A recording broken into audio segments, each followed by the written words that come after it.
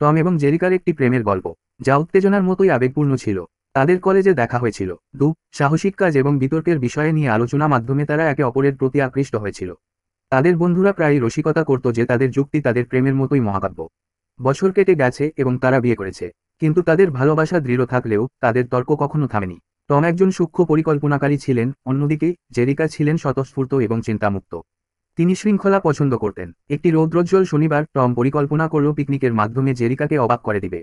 তিনি তার প্রিয় খাবার তৈরি করতে এবং লেকের ধারে নিখুঁত জায়গা নির্বাচন করতে ঘন্টার পর ঘন্টা কাটিয়েছেন। টম উত্তেজিতভাবে পরিকল্পনাটি প্রকাশ করলে জেরিকার মুখ থুবড়ে পড়ে। জেরিকা বিনোদন পার্কে একটি দিনের জন্য আশা করছিল।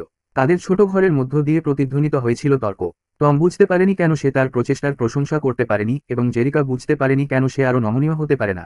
তারা সেই রাতে রাগান্বিত হয়ে বিছানায় গিয়েছিলেন, প্রত্যেকে বিশ্বাস করেছিল যে অন্যের দোষ ছিল। কিন্তু টম যখন সেখানে শুয়েছিল, ছাদের দিকে তাকিয়েছিল, সে কিছু বুঝতে পেরেছিল। তাদের লড়াই সবসময় একই জিনিস নিয়েছিল, নিয়ন্ত্রণ। উভয়ই তাদের মতো জিনিস চেয়েছিল, কেউই ত্যাগ করতে রাজি নয়। পরের দিন সকালে টম তাড়াতাড়ি ঘুম থেকে উঠে জেরিকাকে বিছানায় নাস্তা এনে দিল।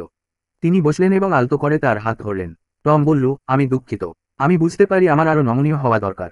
আমি চাই আমরা একসাথে আমাদের সময় উপভোগ করি, লড়াইয়ে না করে। জেরিকার চোখ নরম হয়ে গেল। আমিও দুঃখিত, টম। আমি জানি তুমি গতকালের জন্য অনেক প্রচেষ্টা করেছেন। আমার আরও প্রশংসা করা উচিত ছিল। আসো আমরা দুজনকে খুশি করার উপায় খুঁজে বের করি। সেই দিন থেকে টম এবং জেরিকা আরও ত্যাগ করার জন্য একটি চুক্তি করেছিল।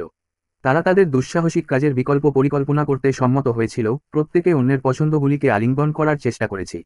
এটা সবসময় সহজ ছিল না। অনেক বছর পরে যখন তারা লেকের ধারে বসেছিল, তাদের যাত্রার কথা মনে করিয়ে দিচ্ছিল, জেরিকা হেসেছিল। সেই পিকনিকের কথা মনে আছে?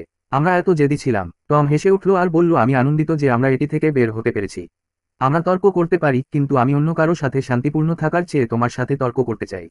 এবং তাই তাদের প্রেমের গল্প চলতে থাকে, আবেগ তর্ক মিশিয়ে। একটি গভীর অটুট বন্ধন তৈরি করতে এবং সংসার জীবনে সুখে থাকতে স্বামী স্ত্রী উভয়েরই কিছু কিছু বিষয়ে ছাড়া দেওয়া উচিত। দিন শেষে আমরা সকলেই মানুষ। মানুষ কখনো শতভাগ নির্ভুল হতে পারে না। স্বামী স্ত্রী একে অন্যকে সম্মান করুন, পরস্পরের মতামতকে গুরুত্ব দিন। জীবন তো একটা। ভালো থাকুন সকলে, সংসার জীবন সুখের হোক। ভালো লাগলে লাইক ও কমেন্ট করুন এবং চ্যানেলটি সাবস্ক্রাইব করে পাশে থাকুন।